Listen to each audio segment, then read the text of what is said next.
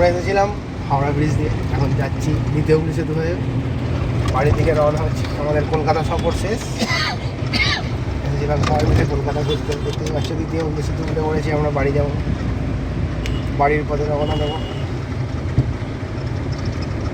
আমাদের cameraman Vikram, helper আমাদের দাদা বাইরে থাকে, খুব অমূল্যবান সময় দিয়ে আমাদেরকে আনন্দিত করছে এই দাদাটা। কেরালায় থাকে। হ্যাঁ,